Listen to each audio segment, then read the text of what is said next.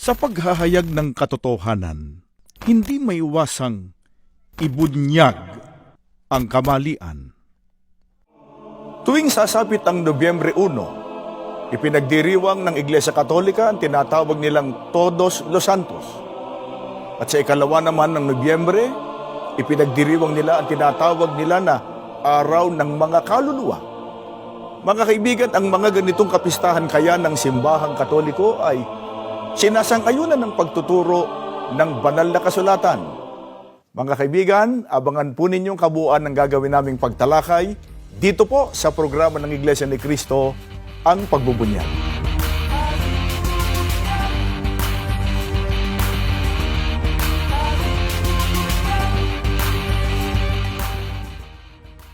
Mga mahal po naming mga kaibigan, mga televiewers, muli pong sumasa inyong palatuntunan ito ng Iglesia ni Cristo, ang Pagbubunyag.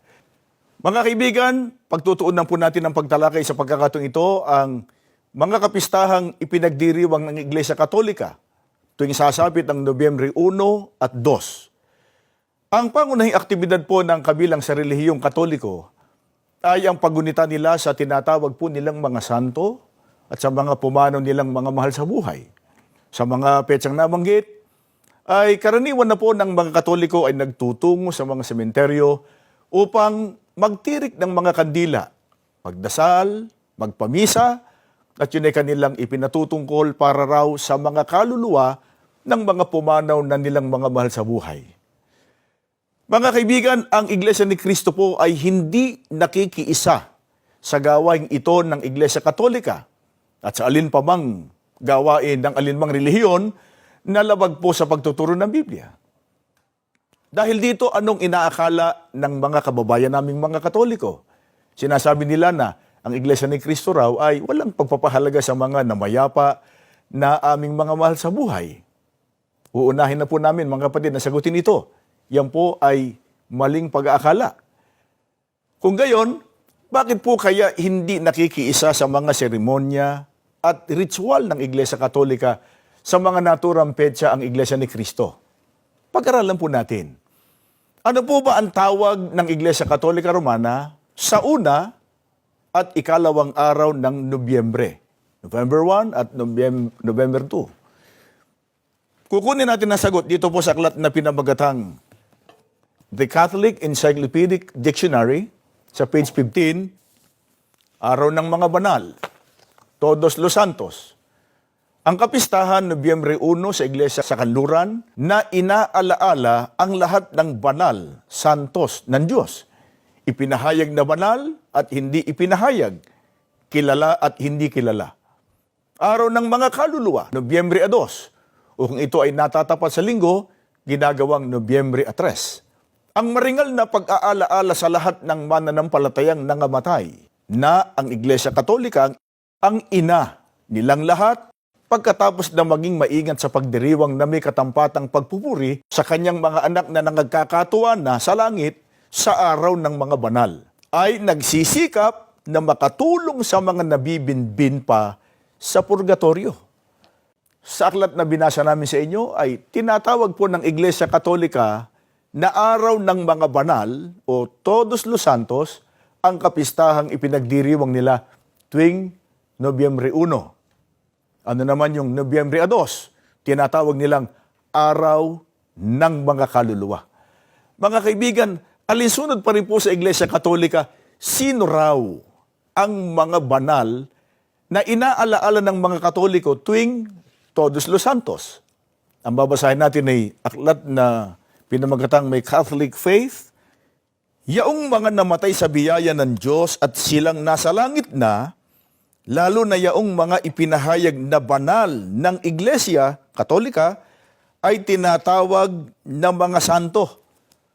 Mga kaibigan, ang tinatawag po ng mga banal o santo, santa sa loob ng Iglesia Katolika, batay po sa aklat na binasa natin, ay ang mga Katoliko na di umano'y namatay sa biyaya ng Diyos at, pansinin po ninyo, sila raw nasa langit na. Kaya sila ang inaalaala ng Iglesia Katolika tuwing sasapit po ang Nobyembre 1 na tinatawag nilang Todos los Santos. Ngayon, paano naman daw ang mga di umano'y nabibinbin pa sa tinatawag nilang purgatorio. Yun naman ang kanilang ginugunita tuwing sasapit ng Nobyembre 2, tinatawag po naman ng Iglesia Katolika na Araw ng Mga Kaluluwa. Itutuloy natin ang pagbasa dito po sa aklat na pinakilala na namin sa inyo kanina. Dito naman sa page 258, dapat na maging bukas ang ating mga palad sa pagtulong sa mga kahabag-habag na kaluluwa sa purgatorio na naghahangad sa Diyos. Ang pinakamabuting bagay na magagawa natin para sa kanila ay ang magkaroon ng mga misa na iaalay para sa kanila. Hindi tinatakdaan ng Iglesia Katolika ang panahong tayo ay maaaring manalangin o mag-alay ng mga misa para sa mga naghihirap na mga kaluluwa sa purgatorio kung hindi tayo makapag-aalay ng misa. Tayo ay dapat man lamang na makinig ng mga misa para sa ating mga mahal na namatay. Kung nanaisin ng Diyos, ang isang misa ay sapat na upang makapagpalaya sa lahat ng kaluluwa sa purgatorio. Dapat tayong maghandog ng mga misa, lalong-lalo na sa araw ng lahat ng kaluluwa at sa anibersaryo ng kamatayan ng mga kamag-anak at mga kaibigan. Batay po sa aklat ng Iglesia Katolika, ito po ang paniniwala ng mga Katoliko, ang pinakamabuting bagay raw na magagawa ng mga Katoliko para sa mga di umano'y mga kaluluwang nasa purgatorio, ng mga mahal na nila sa buhay na pumanaw na. Ano raw ang gagawin? Ay ang pagkakaroon ng misa na iaalay para sa kanila. Lalong-lalo na nga raw po kapag kaaraw ng mga kaluluwa o tuwing Nobyembre 2. Pero sana po mga kaibigan, napansin po ninyo, yung aklat na binasa natin ang sabi ron, kung tutuusin daw, kung nanaisin ng Diyos, sapat na raw ang isang misa para makapagpalaya sa mga kaluluwa doon sa purgatorio. Yun ang sabi ng aklat. Ngayon, ang ating alamin ay ganito. Kapag daw ba na ipagpamisa ang patay, tanong mga kaibigan, batay po sa Iglesia Katolika, papasok na ba sila agad sa langit? Yung kanilang kaluluwa? Pakinggan ninyo dito po sa page 259. Ang lahat kaya ng kaluluwa sa purgatorio ay makaparoroon sa langit. Ang lahat ng kaluluwa sa purgatorio ay makaparoroon sa langit balang araw.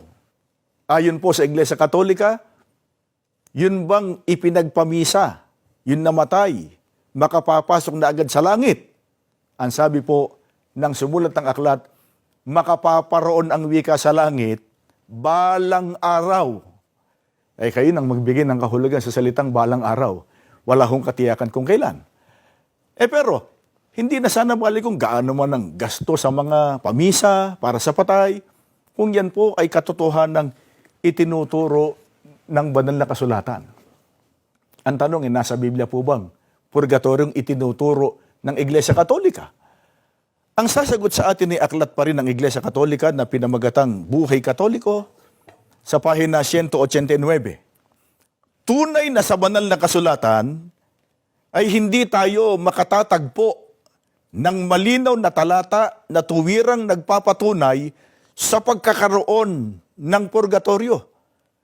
Mga kaibigan, ayon mismo po sa pag-amin ng paring Katoliko na sumulat ng aklat, walang talatang mababasa po sa Biblia na nagpapatunay sa pagkakaroon anya ng purgatorio. Kaya mga kaibigan, tanggapin o hindi tanggapin, hindi po biblikal ang aral, doktrinang Katoliko tungkol sa pag-iral po ng tinatawag na purgatorio. Ang totoo, mula sa unang aklat ng Biblia, mula Genesis hanggang sa huli, sa Apokalipsis o Pahayag, wala pong itinuturong purgatorio. Kaya hindi po yan aral ng Panginoon Diyos. Hindi po aral ng Biblia ang paniniwala ng Iglesia Katolika tungkol sa purgatorio. Mga kaibigan, baka naman po yung salitang purgatorio lang ang wala sa Biblia.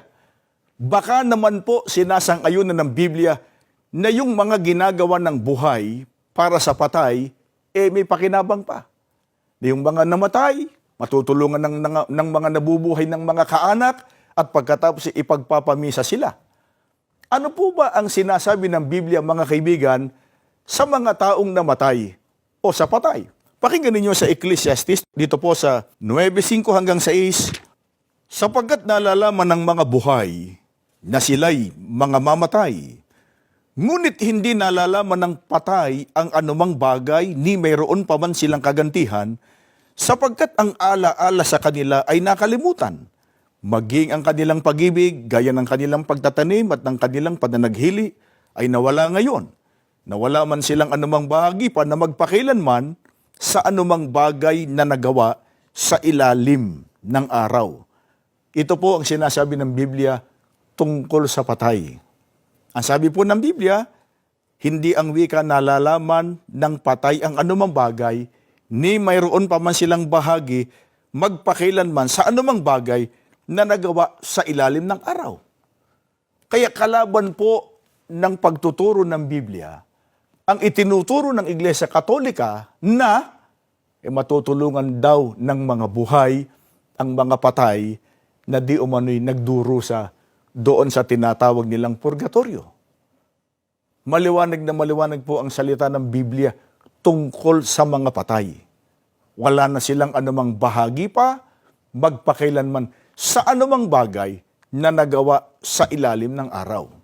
Kaya mga kaibigan, huwag po sana kayong magdaramdam. Kahit pa ipagtirik ng napakaraming kandila, kahit pag-aano kadalas o karaming pagpapadasal, kung ilang araw o ilang buwan, ipagpamisa araw-araw ang mga namatay na mga sa buhay, wala po silang napapakinabang sa anumang ginagawa ng buhay. Ang totoo, kung mag-iisip lang ho tayo mga kaibigan, ang tunay hong nakikinabang riyan ay yung buhay. Di ho ba? Bakit? Yung pagpaparasal, binabayaran po yun.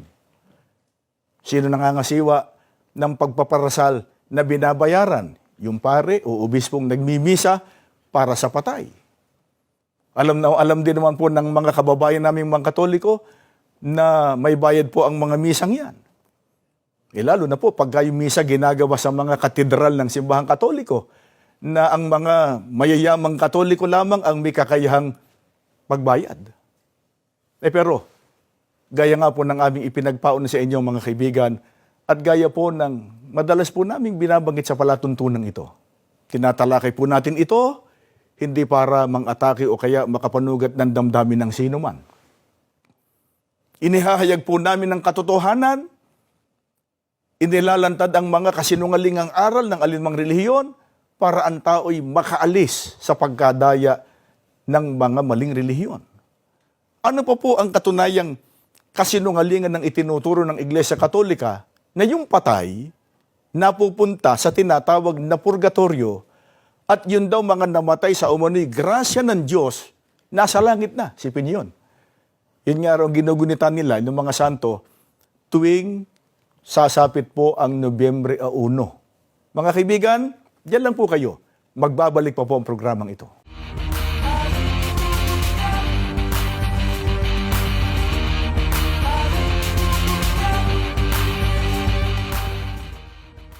Mga kaibigan, nagbabalik po ang programang ito ng Iglesia ni Cristo ang Pagbubunyag. Gaya po ng ating tinatalakay sa pagkakatong ito tungkol sa kapistahang ipinagdiriwang ng Iglesia Katolika tuwing Nobyembre 1, tinatawag nilang Araw ng Mga Banal o Todos los Santos, na di umunoy ang mga namatay sa biyaya ng Diyos na nasa langit na. At tuwing Nobyembre 2, na tinatawag naman nilang Araw ng Mga Kaluluwa, na di umunoy ang mga namatay nilang kaanak ay nabibinbin pa doon sa purgatorio. Sinasabi po ng Iglesia Katolika na ang mga kaanib sa Iglesia ni Cristo ay hindi po nagpapahalaga sa aming mga mahal sa buhay na yumaon na dahil hindi kami nakikiisa sa kanilang mga kapistahang binanggit. Mga kaibigan, ang Iglesia ni Cristo po ay nagpapahalaga sa mga yumao, sa mga pumanaw naming mga kamag-anak o kaanak, mahal sa buhay. Kaya nga sinisika po ng Iglesia ni Cristo na mabigyan ng isang maayos na paglilibing ang aming mga mahal sa buhay, pero para kami ay makiisa sa alinmang gawaing ipinagdiriwang ng Iglesia Katolika na labag po sa pagtuturo ng Biblia, ay hindi po namin kailanman gagawin yon. At gaya nga po ng ating tinalakay sa unang bahagi, ay inaamin mismo ng mga otoridad Katoliko ang kanilang doktrina tungkol sa purgatorio ay wala po sa Biblia. Hindi lang po yung salitang purgatorio ang wala sa Biblia, kundi maging ang turong Katoliko na ang mga kaluluway di umano'y nasa purgatorio, matutulungan ng mga buhay sa pamamagitan daw ng mga pagpaparasal, pagpapamisa para sa kanila. Mga kaibigan, maliwanag po, binasa natin ang Biblia. Maliwanag ang pahayag ng Biblia sa mga patay, wala na silang anumang bahagi pa magpakailanman sa anumang gawa na nagawa sa ilalim ng araw. Kaya gaya nga po ng ating naiwang katanungan kanina, bibigyan pa tayo ng isang katunayan ng Biblia, ano pang katunayang hindi po totoo ang turong Katoliko na ang mga patay ay napupunta sa tinatawag nilang purgatorio. At yun daw mga namatay sa grasya ng Diyos ay nasa langit na raw. Yun yan, tinatawag nilang mga santo at santa na ginugunita ng mga Katolika tuwing 1 ng Nobyembre. Mga kaibigan, itanong po natin sa Biblia, nasaan po ba ang mga patay? Pakinggan ninyo sa awit 88 ang talati 5, ibinukod na akong kasama ng patay, tulad ng pinatay na nahihimlay sa libingan. Ito po ang dapat nating paniwalaan. Ito po ang dapat nating sampalatayanan. Ano po binabanggit ng Biblia sa mga namatay? Ang sabi po ng Biblia, nakahimlay sa libingan. Pansinin po ninyo mga kaibigan, wala pa po sa langit. Wala sa tinatawag na impyerno, lalong wala sa tinatawag na di umano'y purgatorio. Hindi pa po hinuhukuman ang mga taong namatay. Tandaan natin, magaganap ang paghatol sa araw po ng paghuhukom. At yun ay sa ikalawang pagbabalik ng ating Panginoon Jesucristo. At sa paggagawad po ng kahatulan o kagantihan, mga kaibigan, mahalagang malaman natin, ano po ang pagbabatayan ng ating Panginoon Diyos? Ang pagbabatayan ba yung mga parasal, yung mga ginawang pagpapamisa na ginawa ng mga buhay para sa namatay? Pakinggan ninyo at babasahin namin ng banal na kasulatan dito po sa Mateo 16, ang talata ay 27, ganito ang sinasabi sa atin ng Biblia. Sapagkat ang anak ng tao ay pariritong nasa kaluwalhatian ng kanyang ama na kasama ang kanyang mga anghel. At kung magkagayoy, bibigyan ang bawat tao ayon sa kanyang mga gawa. Maliwanag po ang ipinahayag dito ng banal na kasulatan. Ano po ang pagbabatayan sa pagbibigay ng hatol sa tao? Hindi po ayon sa ginawa ng iba para sa kanya, kundi ayon sa kanyang sariling mga ginawa, ayon sa sariling gawa ng tao. Kaya wala pong kabuluhan, mga kaibigan, mabigat, pero yan pong katotohanan. Kailangan natin buksan ang ating damdamin, buksan natin ang ating isipan sa mga salita ng Diyos po na ating binasa. Wala pong kabuluhan ang anumang gagawin ng tao, kahit pa yun gaano kadalas ipagpamisa, kahit gaano karaming parasal na ipinatutungkol ng tao doon sa mga kaluluwang di umano nakabinbin pa sa purgatorio. Una, mga kaibigan, wala namang purgatorio, wala ho nun. Paniwalaan natin yun. Gaya nga ng binanggit namin kanina, yung salitang purgatorio wala sa Biblia. Yung mga nakapaloob na ginagawa nila patungkol doon, lalong wala rin sa Biblia. Tandaan natin, wala pong bahagi, walang pakikinabangin ang mga taong namatay sa anumang gagawin ng mga nabubuhay para sa kanila. Hindi ho yun mahirap intindihin, mga kaibigan. Ang kailangan lang, tanggapin natin kung anong sinasabi ng Biblia. Hindi po aral ng Biblia ang turo ng Iglesia Katolika na pagkamatay ng tao, agad na hinahatulan ng kaluluwa. Pagka masama, dinadala ron sa tinatawag na impyerno. Yung mga namatay naman doon sa biyaya, nandun na sa langit. At ang mga iba pa ay may kailangan pang pagbayaran, kailangan pa silang linisin sa kasalanan, doon muna sila sa ilalagak sa tinatawag na purgatorio. Wala po nun, mga kaibigan. Ano po ang katunayan? Isa pang katunayan na ibang-iba ang aral ng Iglesia Katolika sa sinasabi naman ng banal na kasulatan tungkol po sa mga namatay. Pakinggan po ninyo sagot dito po sa Juan 5:28 hanggang 29. Huwag ninyo itong pagtakhan. sapagkat darating ang oras na maririnig ng mga patay ang kanyang tinig. Sila'y muling mabubuhay at lalabas sa kinalilibingan nila. Lahat ng gumawa ng mabuti ay pagkakalooban ng buhay na walang hanggan at lahat ng masama ay parurusahan. Mga kaibigan, ito po ay salita ng ating Panginoong Kristo. Ang sabi niya, lalabas ang wika sa kanilang kinalilibangan ang mga namatay. Sa araw ang wika ng pagkabuhay na maguli para tumanggap ng hatol. Wala humang gagaling sa purgatorio, sapagkat wala naman talagang purgatorio. At maging ang turo ng Iglesia Katolika na di umano'y may mga santo, santa, alalaong bagay, ang mga Katoliko namatay daw sa grasya ng Diyos, kaya ang kaluluwa'y umakyat na raw sa langit. Hindi po yun totoo. Ano po dahilan? Sapagkat ano po bang sinasabi ng Biblia tungkol sa kaluluwa ng tao? Ito po paniwalaan natin. Ito po sampalatayan na natin. Pakinggan ninyo, babasahin namin ng Biblia dito po sa Ezekiel 18:4. Narito, lahat ng kaluluwa ay akin. Kung paano ang kaluluwa ng ama, gayon din ang kaluluwa ng anak ay akin. Ang kaluluwa na nagkakasala ay mamamatay. Mga mahal po naming mga kaibigan, ito po dapat nating paniwalaan. Ito ang dapat nating sampalatayanan. Nang sabi ng Biblia, ang kaluluwang nagkakasalay mamamatay. Hindi po totoo ang aral ng Iglesia Katolika na ang kaluluwa ay immortal o walang kamatayan. Kaya nga paniniwala ng Iglesia Katolika, pagkaraw ang tao'y nalagutan ng hininga, pagkaraw ang tao'y namatay, napupunta sa langit, yung kaluluwa kung sila'y banal. Pagkatapos diretso naman daw sa impyerno kung makasalanan. At ang karamihan naman daw na hindi nakagawa ng kasalanang mortal, saan napupunta? Doon naman daw sa tinatawag na purgatorio. Mga kaibigan, maliwanag po ang turo ng Biblia. Ang kaluluwa, ang wika, ay namamatay. Mga kaibigan, alin po ang ating paniniwalaan? Yung sinasabi ng Iglesia Katolika na yung kanilang mga kinikilalang santo, yung mga kaluluwa raw nila ay immortal o walang kamatayan, o ang sinasabi po ng Biblia ng kaluluwang nagkakasalay mamamatay. Hindi po totoo, mga kaibigan, yung sinasabi ng Iglesia Katolika, yung kanilang kinikilalang mga santo na nasa langit na, at silang araw ang kanilang ginugunita pagka dumarating ang Nobyembre 1 ng bawat taon. Ngayon, ang tanong saan po naroon yung mga kaluluwa ng mga pumanaw na yayamang ito ay namamatay? Pakinggan natin ang sagot ng Biblia. Dito po sa Aklat ng Mga Awit 119, dito po sa talatang 25, ganito ang ating mababasa.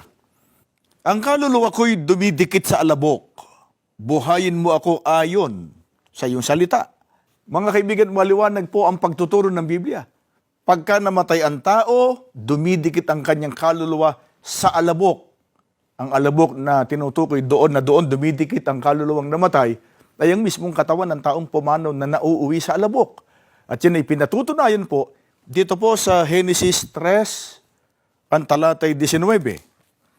Sa pawis ng noo mo, manggagaling ang iyong kakanin, hanggang sa magbalik ka sa lupa. Pagkat sa lupa ka kinuha, ikaw ay alabok, at sa alabok ka rin babalik. Kaya ito ay nagpapatunay na pagka namatay ang tao, babalik siya sa pagiging lupa, babalik siya sa pagiging alabok. Kaya ang mga gawaing Katoliko tuwing Nobyembre 1 at 2 na tinatawag nilang Todos los Santos at Araw ng mga Patay, labag na labag po sa pagtuturo ng banal na kasulatan. Kaya uulitin namin, mga kaibigan, hindi po nakikiisa ang Iglesia ni Cristo sa mga gawaing ginagawa ng Iglesia Katolika at mag-isa alinmang gawain na kanilang ginagawa na labag po sa Biblia. Sapagkat yung pakikiisa po sa mga gawaing may kinalaman niya sa pagdiriwang sa Araw ng mga Patay ng Iglesia Katolika ay hindi po ikababanal. Sapagkat yan po ay labag sa pagtuturo ng Biblia. Kung hindi ikababanal, hindi po ito ikaliligtas. Sapagkat tandaan natin, mga kaibigan, anumang paraan ng paglilingkod na labag sa itinuturo ng Biblia, yan po tinatawag na mali o hidwang pananampalataya. Napakabigat po pagka ang tao'y nagtaglay ng hidwang pananampalataya. O kaya nalaman na niyang may taglay sang hidwang pananampalataya ay hindi pa nakaalis dito. Gaano po kabigat ang tao'y manatili o magpatuloy na nakagagawa ng anumang hidwang pananampalataya. Pakinggan ninyo, babasahin namin ang sagot ni Apostol Pablo. Dito po sa Galacia 5:19 hanggang 21, at hayag ang mga gawa ng laman, ang pakikiapid, karumihan, kawalangyaan, kahalayan, pagsamba sa mga Diyos-Diyusan, pangkukulam, pag-aaway, basag ulo, inggitan, kagalitan, pagmumurahan, pagkakasira, maling pananampalataya, kapanagilian, pagpatay sa kapwa, lasingan, katakawan, at iba pang katulad nito. At tungkol sa mga bagay na ito ay sinasabi ko sa inyo at nasabi ko na ang gumagawa ng mga bagay na ito ay hindi magkakamit ng kaharian ng Diyos. Dito po mga kaibigan, inisa-isa ng Apostol Pablo ang iba't ibang uri ng gawa ng laman na hindi po ikapagmamana ng kaharian ng Diyos o hindi ikaliligtas. Kasama rito, pagka ang tao'y nagtaglay ng maling pananampalataya. Mga kaibigan, tandaan natin, alinmang aral na labag po sa Biblia, anumang gawain, na kahit pagkaano nila katagal na kinasanayan gawin, kung ito naman po ay labag sa pagtuturo ng Biblia, yan po ay maling pananampalataya at yun po ay hindi ikaliligtas. Ito po ang dahilan mga kaibigan, kaya ang Iglesia ni Cristo hindi po tumitigil na inihahayag ang mga katotohanan ng itinuturo ng Biblia. Sa paghahayag ng katotohanan, gaya ng malimit yung marinig, hindi po maiwasang ibunyag ang kamalian. Una, hindi po namin layunin makapanugat o makapanakit ng damdamin ng sinuman. Napakalinis po ng hangarin ng Iglesia ni Cristo ng palatuntunan ito upang ang mga taong nararating ng ganitong mga pangangaral ay lalong mabigyan ng pagkakataong suriin ang kanilang relihiyon, suriin ang mga aral na kanilang itinataguyod, at ikumpara po natin sa itinuturo ng banal na kasulatan. Uulitin po namin, binasa lang po namin sa mga aklat Katoliko yung ipinagdiriwang tungkol sa Todos los Santos at maging yung ipinagdiriwang ng Iglesia Katolika na araw ng mga kaluluwa at lahat ng mga gawaing nakapaloob dito, labag na labag po sa pagtuturo ng Biblia.